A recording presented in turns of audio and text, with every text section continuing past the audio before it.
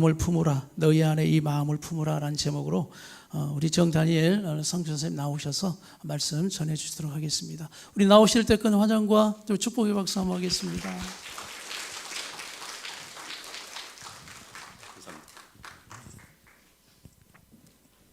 할렐루야. 네, 반갑습니다. 너무 감격스럽고 또 너무 은혜가 되고 정말 우리 함께하는 교회에 올 때마다, 아니 함께하는 교회가 아니라 정말 이 순천이라는 이 땅에 올 때마다 너무나도 너무 마음속에 고향 같은, 저 고향이 익산이거든요. 근데 순천에 올 때마다 항상 고향 같은 그런 느낌을 받게 됩니다. 우리 함께하는 교회가 있어서 더욱더 그렇고, 우리 함께하는 교회가 금당에 있을 때부터 저희 중국에 방문해 주시고 또 함께해 주시고 정말 그 시간들을 돌아볼 때마다 너무나 은혜가 됩니다. 저희 가정의 이 사역의 이 길들, 지금 이제 선교를 시작해서 하고 있는 지가 22년째인데 저희 가정 가운데 하나님께서 내려주신 은혜, 그 은혜를 생각할 때는 정말 또한 이 하나님께서 우리 함께하는 교회 가운데 동일하게 그렇게 역사하시는 것 같아요.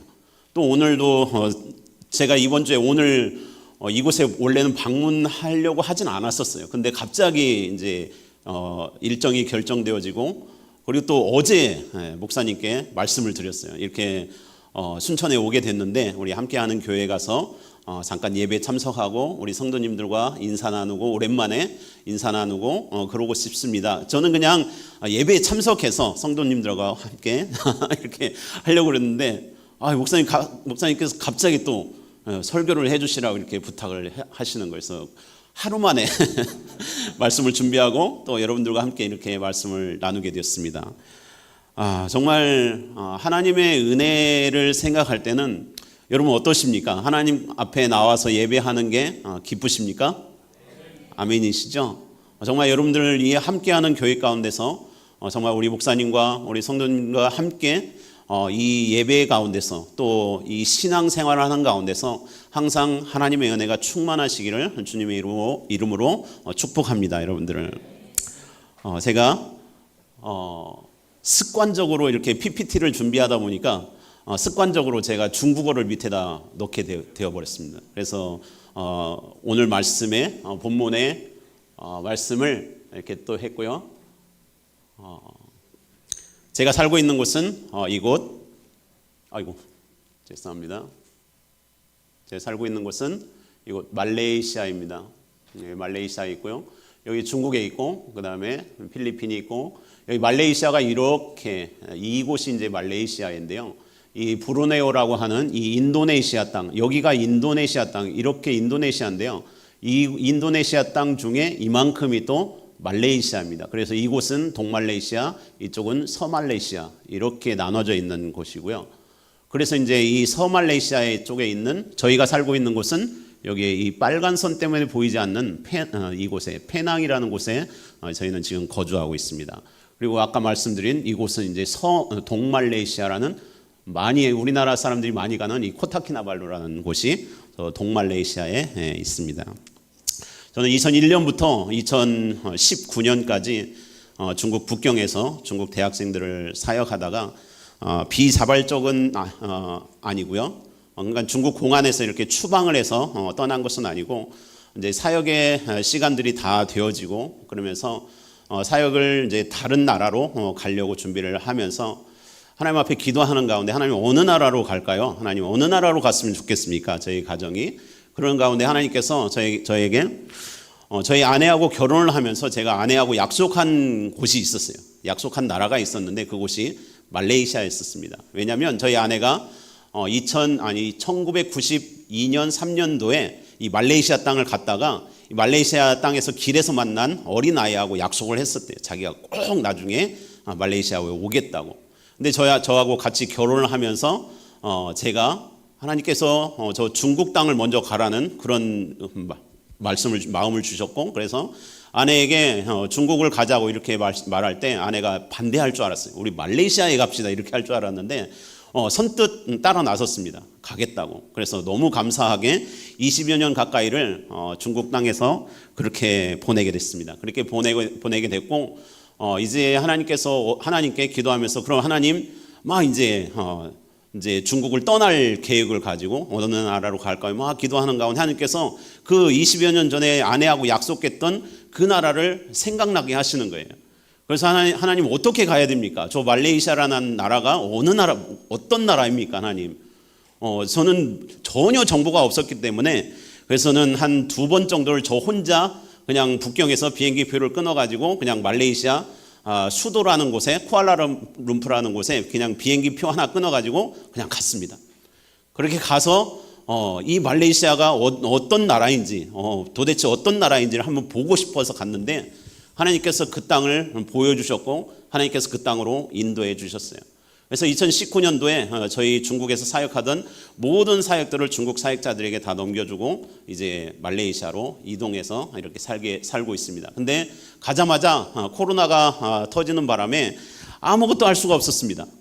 아무것도 할 수가 없었고, 그리고 이제 한국으로 나올 수밖에 없었습니다. 그래서 한국으로 나와서 2년 가까이를 저 혼자 살다가, 그래서 이제 그때 2년 3년 전에 함께 와서 예배를 드린 적이 있었고, 저희 아내는 벌써 함께하는 교회에 온 지가 벌써 5년이 넘게 되었다고 합니다. 그래서 오늘 아침에 일찍 와서 이런저런 이야기들을 나눴습니다. 목사님과 잠깐 목양실에서 나눴는데 참 시간이 많이 갔더라고요. 그 시간 가운데 정말 하나님께서, 저는 예신 전도사님이 결혼한지를 몰랐어요. 오늘 알았습니다. 예은 전도사님이 결혼하신지를 이제 알았습니다. 또 2세가 생긴지도 오늘 알았습니다. 너무나도 축복하고 너무나도 사랑하는, 정말 그 잠깐 나눈 가운데 하나님께서, 그래서 정말 하나님께서 우리 함께하는 교회 가운데 정말 역사하시고 계시는구나. 정말 하나님께서 우리 함께하는 교회와 하나님이 함께하시는 것이라는 것을 정말 오늘 아침에 또 한 번 느끼게 되었습니다. 여러분, 기독교인이라는 것이 자랑스러우십니까? 하나님을 믿는다는 것이 자랑스러우십니까? 저는 말레이시아에 가서 얼마 살지 않았어요. 처음 정탐하러 갔을 때는 그것을 못 느꼈습니다. 막 그 영적인 그런 세계들을 잘 못 느꼈어요. 막 좋고, 또 다른 나라를 가니까 너무 기뻤고, 그냥 막 그래서 막 갔습니다. 가서 살다 보니까 너무 힘든 거예요. 영적으로 너무 힘든 거예요. 그래가지고 왜 이럴까, 과연? 왜 이렇게 힘든 걸까? 그러면서 생각났던 게, 제가 중국에서 살면서 우르무치라는 지역을 갔습니다. 근데 그 나라도 그곳도 이슬람 지역이었어요. 이슬람 지역이었어요. 제가 여러분들에게 사진을 제가 찍은 것도 있고 인터넷에서 구한 것도 있는데 한번 보시겠습니다. 이곳이 말레이시아 지금 저희가 있는 페낭이라는 지역의 사진이에요. 이것은 무슨 사진일까요, 과연? 이슬람 사원이죠. 그렇죠? 이슬람 사원입니다. 또 이것도 어마어마하게 큰 이슬람 사원이에요. 모스크죠. 이것도 모스크고요. 또 이것은 뭐겠습니까, 그럼? 도교? 아닙니다. 어디죠? 힌두교죠. 힌두교 사원입니다. 여기도 힌두교 사원이고요. 이것도 힌두교 사원이고요. 이렇습니다. 이건 뭘까요? 그죠? 불교입니다. 불교. 또 이건 뭘까요? 성당? 아닙니다. 교회입니다.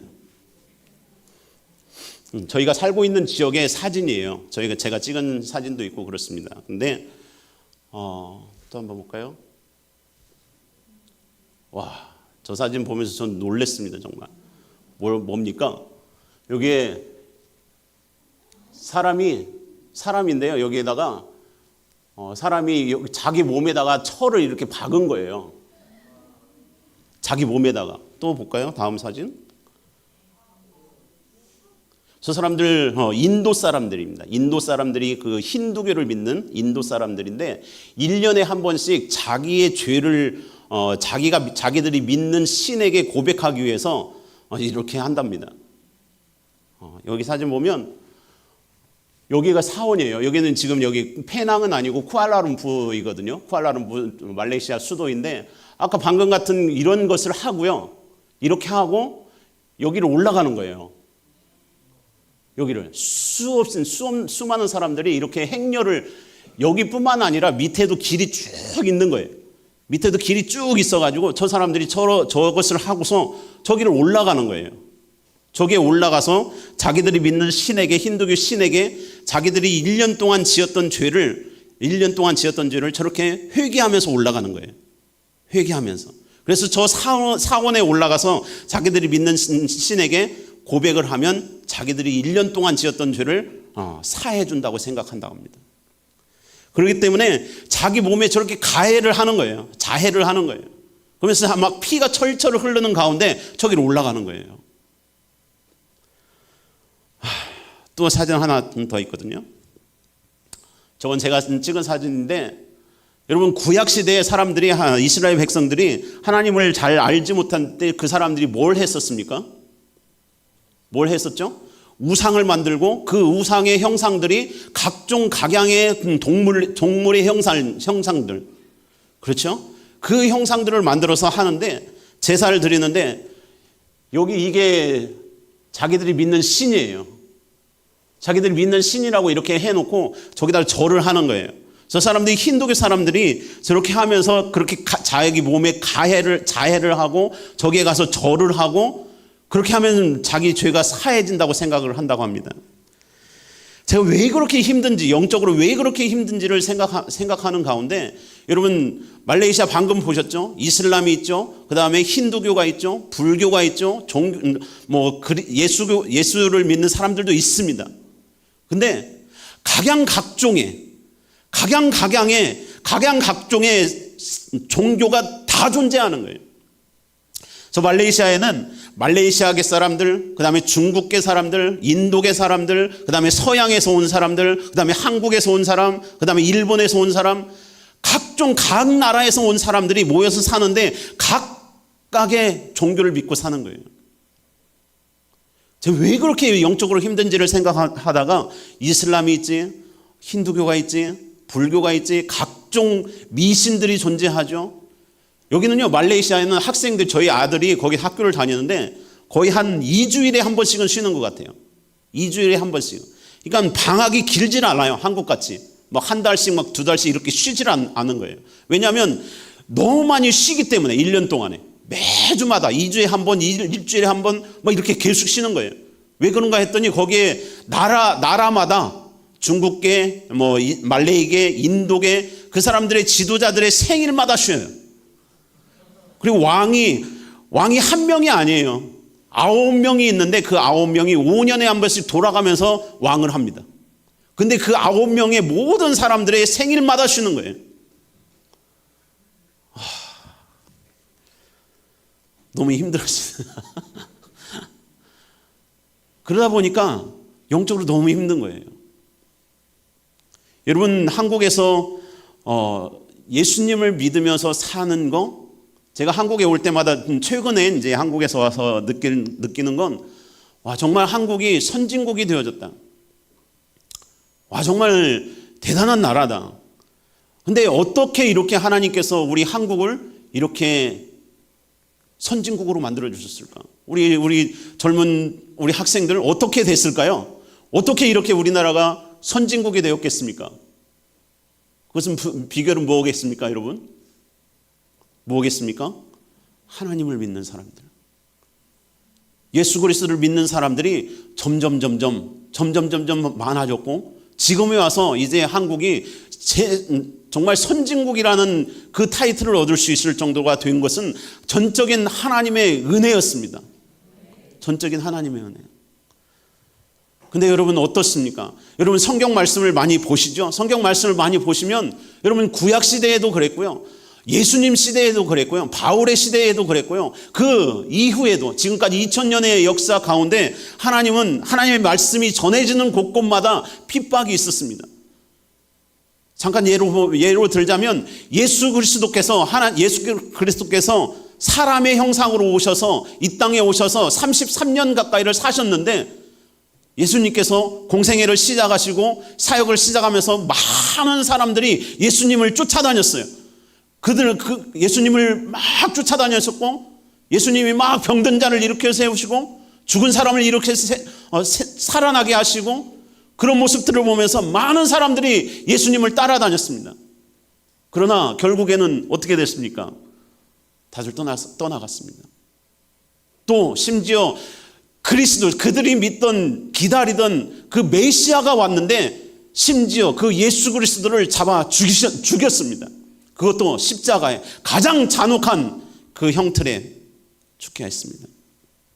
여러분, 그럼 바울의 시대는 어땠습니까? 바울이 3번의 전도 여행을 통해서 수많은 교회들을 세웠고 수많은 사람들을 하나님 앞에 돌아오게 했습니다. 그러나 결국에는 어땠습니까? 로마에 들어가서 그는 순교했습니다. 예수님을 믿는 사람들이 점점 많아지던 저 중국 땅에 얼마나 많은 핍박이 여러분 가해지는지 아십니까?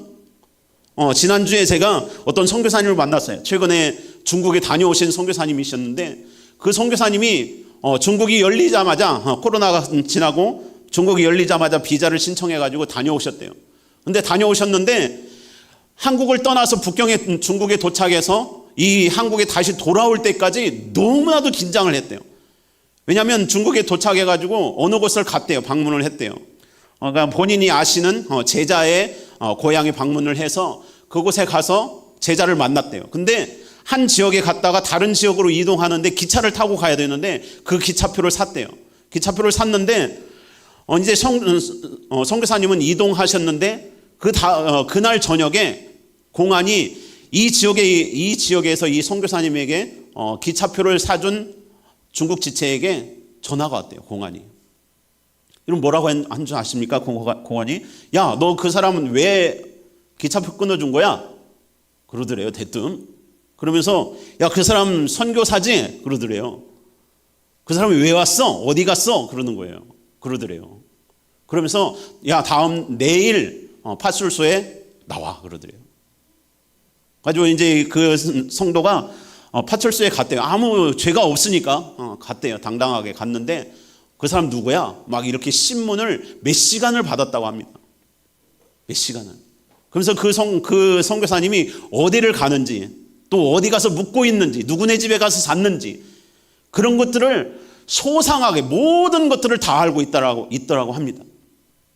저도 다음 주에 이제 14일 날부터 18일까지 중국을 방문하려고 하고 있습니다. 다음 주에. 중국에 있는 저희 지체들이 사역자가 이제 제가 중국을 간다고 그랬더니 연락이 왔어요. 선생님 오랜만에 오시는데 코로나가 지나고 처음으로 이제 제가 중국을 떠나서 말레이시아로 간지 처음으로 이제 중국 땅을 간다고 하니까 우리 사역자가 선교사님 세례 받을 지체가 있어요. 선교사님 세례식 해주세요. 선교사님 가시고 나서 성찬식을 한 번도 하지 못했습니다. 선교사님 성찬식 해주세요. 와서 선교사님 처음으로 오시니까 오셔서 설교해 주세요. 그러는 거예요. 저희 지체가 사역자가. 당연히 해야지. 야, 너무 기쁘다. 야, 세례 받을 사람이 생겼어? 야, 너무 기쁘다. 그래, 당연히 해야지. 그렇게 했는데 그 선교사님과 만난 후에 위챗을 보냈습니다. 그 사역자에게. 너무 미안한데 그 사역자의 이름이 위잉입니다. 위잉, 너무 미안하게 됐는데 세례식을 할 수 없을 것 같아. 성찬을 할 수가 없을 것 같아. 미안한데 그냥 조용히 가서 설교하지 않고 조용히 다녀왔으면 좋겠어. 이렇게 문자를 보냈습니다. 너무 마음이 아픈 거예요. 여러분, 하나님의 말씀이 전해지는 곳곳마다 정말 처음에는 너무나도 잘 전해집니다. 근데 성경의 역사, 기독교의 역사를 돌아볼 때도 정말 하나님의 말씀이 전해지는 곳은 핍박도 점점 심해지고, 여러분 한국의 교회들을 봐도 그렇잖아요. 정말 저희 세대 가운데 80년대, 90년대 저희가 학교를 다닐 때 그 세대 가운데는 정말 수련회를 하면 정말 수많은 대학생들이 하나님을 위해서 살겠다고, 하나님 위해서 헌신하겠다고 그렇게 헌신하던 세대가 있었어요. 얼마 안 됐습니다. 20년, 30년 전 이야기인데 얼마나 한국 교회들이 정말 부흥을 해왔습니까? 얼마나 많은 사람들이 하나님을 위해서 살겠다고 하나님 앞에 헌신해 왔습니까? 한국의 선교사들이 3만 명 가까이가 지금 해외에 나가 있어요. 근데 여러분 아십니까? 그 수많은 선교사들이 나가 있는 그 선교사들의 연령대가 여러분 몇 살이나 될 것 같습니까? 몇 살이나 되실 것 같습니까? 여러분 20대는 절대 찾아볼 수가 없고요. 선교사들 중에 20대는 절대 찾아볼 수가 없고 30대 후반도 찾아볼 수가 없다고 합니다. 그 수많은 선교사들 중에 제가 말레이시아 갔는데 선교사 모임에 갔어요. 선교사님들이 다 모여 있는 곳에 갔는데 제가 제일 어렸습니다. 제가 제일 어렸어요. 제가 올해 나이가 53세인데 거기서 막내인 거예요. 가서 막 물 떠야 되고, 한국 교회가 지금 그렇게 되었어요. 제가 선교회에 몸담고 있는데 선교회에서 선교사가 나오지 않습니다.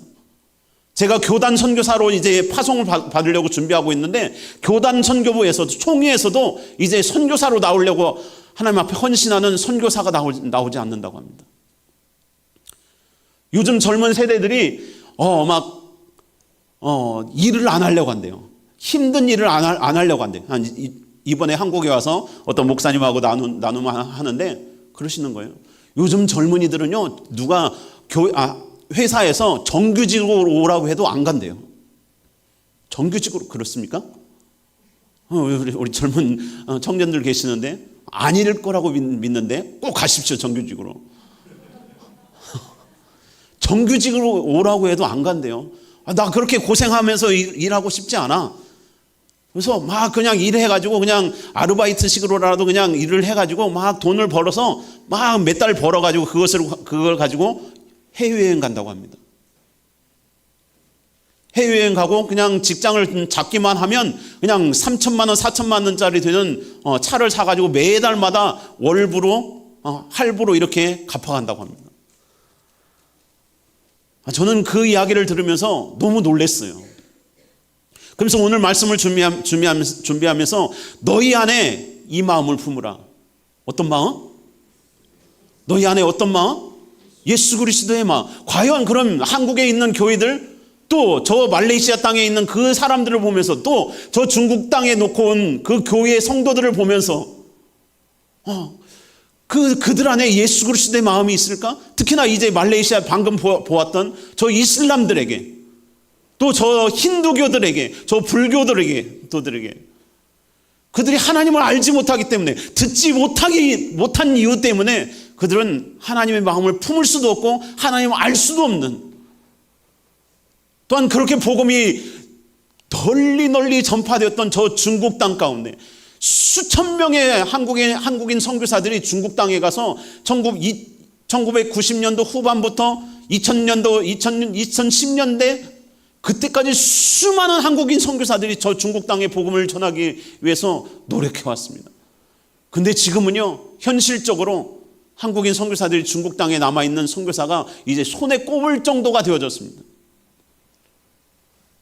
그 정도로 시진핑 이 정부가 이 그리스도인을 얼마나 핍박하는지, 교회들을 얼마나 핍박하는지, 저희 중국 땅에 남겨놓고 온 교회가 예배를 드릴 수가 없대요. 우리 중국 사역자가 그러는 거예요. 선생님, 줌으로 모이려고 해도요, 줌으로 할 수가 없대요. 예배를 드릴 수가 없대요. 얼마나 감시가 심한지.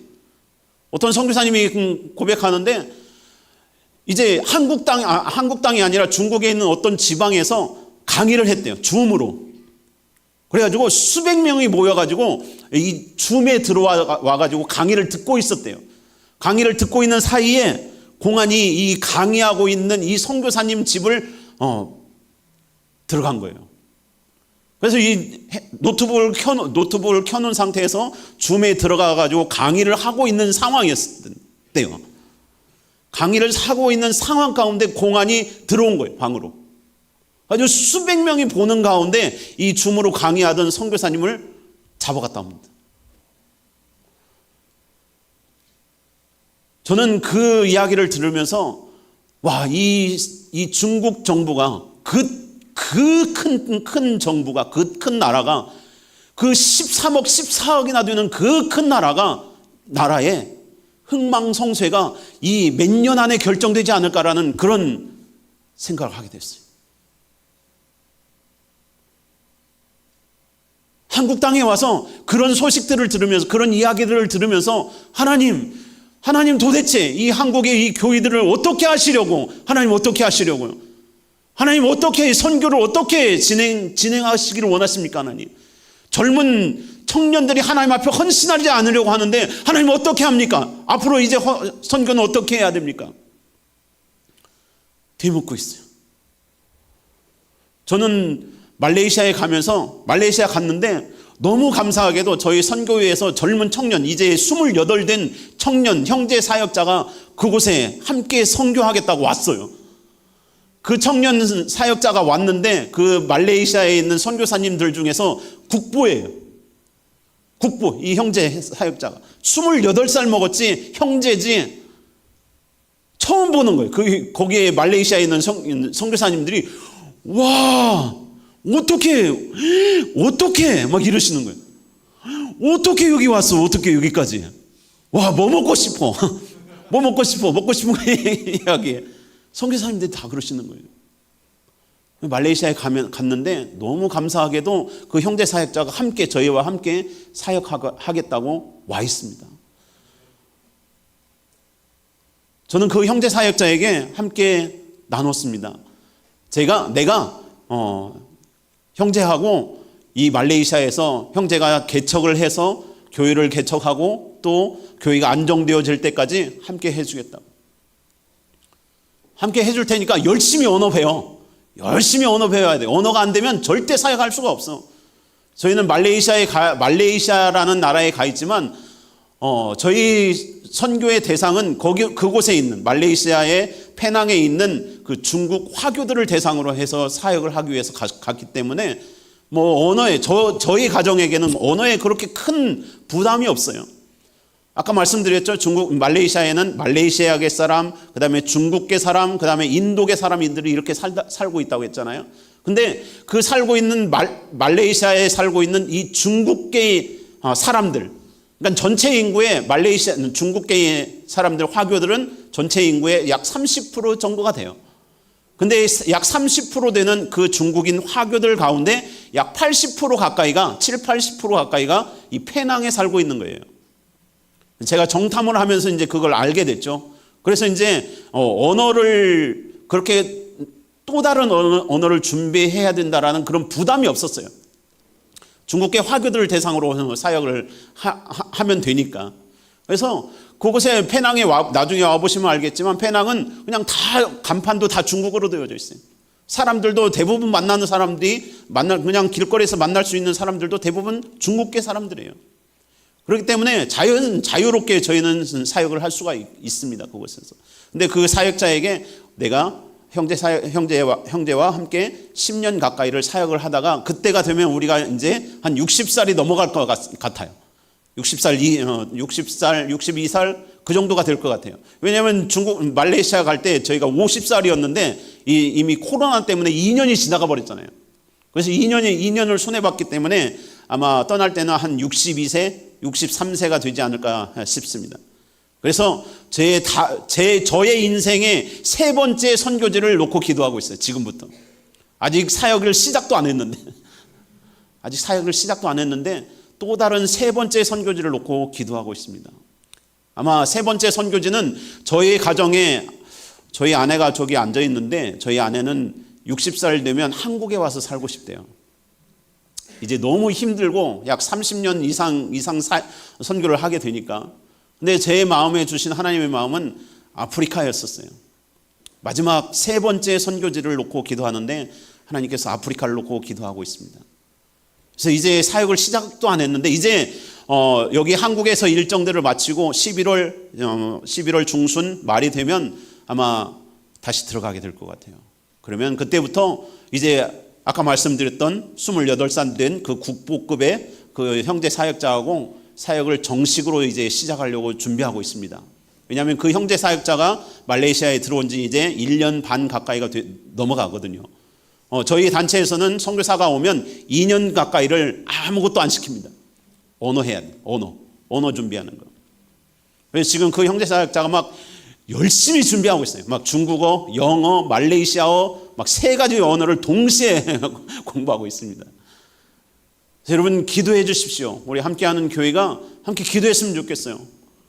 정말로 이 세대가 어떻게 돌아가고 있는지, 이 세대가 어떤 세대인지, 얼마나 중요하고 정말 얼마나 중요한 시기인지를 우리가 알았으면 좋겠어요. 우리 젊은 청년들 역시도 하나님께서 일하시는 이 역사들을 알아갔으면 좋겠어요. 기독교 역사들도 좀 공부했으면 좋겠고요. 하나님께서 어떻게 운행하시는지, 어떻게 일하시는지, 마지막 시대가 되면 어떠한 일들이 일어날 것인지에 대해서 정말 수많은 분들이 이야기를 해요. 중국의 상황들을 보면서도 이야기를 하십니다. 많은 선교사님들이 이제 진짜 얼마 남지 않은 것 같아. 예수님께서 오실 날이 정말 얼마 남지 않은 것 같아요. 여러분, 전쟁 최근에 며칠이죠? 어제죠? 어제 그제 이스라엘 침공한 거 아십니까? 전쟁이 일어난 것도 아십니까? 우크라이나 전쟁, 지진, 얼마나 많은 그런 자연재해들, 이런 것들을 생각하면 우리가 정말 어떻게 살아야 될지, 무엇을 위해서 살아야 될지, 그렇다면 우리 마음 가운데 어떤 마음이 있어야 될지를 분명하게 오늘 말씀 가운데 말씀해 주시는 거예요. 너희 안에 이 마음을 품으라. 예수 그리스도의 마음, 예수 그리스도, 그분이 어떤 분이셨는지 오늘 말씀 가운데 말씀해 주고 계십니다. 그 하나님이 우리를 선택하셨고, 우리를 선택하시는데 우리가 선택한 것이 아니잖아요. 우리가 하나님을 선택한 것이 아니잖아요. 우리가 그냥 답이 없어서, 인생에 답이 없어서 한번 믿어볼까? 교회 한번 가볼까? 그래서 온 게 아니잖아요. 그래서 우리가 하나님을 믿는 것이 아니잖아요. 하나님께서 우리를 선택하셨고, 하나님께서 우리를 사랑하셨고, 자기 아들을 죽기까지, 십자가에 죽기까지 우리를 사랑하셔서 예수 그리스도께서 오셔서 우리를 자녀 삼아주셨고, 우리 안에 이 마음을 품으라. 예수 그리스도의 마음이라고. 그렇다고 한다면 예수 그리스도의 마음은 어떤 마음이겠습니까? 사람을 사랑하는 마음, 인간을 사랑하는 마음, 여러분들 주변에 있는 하나님을 믿지 않는 사람들을 그 사랑하는 마음, 그 마음을 품으라고 하나님께서 오늘 말씀하고 계십니다. 그들은 알지 못하는 거예요. 제가 저 사진을 찍는데 울었어요. 와, 얼마나 불쌍한지, 저들이 얼마나 불쌍한지. 동물의 형상을 만들어가지고 거기에다 절하면서 자기들의 죄를 저게 어떻게 사해 주겠습니까? 저런 우상들이 어떻게 우리의 죄를 사할 수가 있겠습니까? 저들은 우리에게 뭔가를 요구하는 거예요. 나를 위해서 너가 뭐 해야지. 그래, 네 몸을 자해해. 막 철사로 막 구멍을 뚫고 그걸 연결해가지고 이렇게 해. 나를 위해서 이렇게 하라고. 그러나 우리 예수 그리스도께서는 그렇게 하지 않으셨어요. 자기를 죽이셨어요. 자기를 십자가에 죽이셨고, 우리를 위하여서 피 흘리셨어요. 자기를 죽기까지 하나님 앞에 복종하셨고, 오늘 말씀의 마지막을 볼까요? 하늘에 있는 자들과 땅에 있는 자들과 땅 아래에 있는 자들로 모든 무릎을 예수의 이름 앞에 꿇게 하시겠다고 하셨습니다. 그때가 올 것입니다. 분명히, 언젠가는 분명히 그때가 올 것이에요. 그때를 위해서 우리가 준비해야 되지 않겠습니까, 여러분?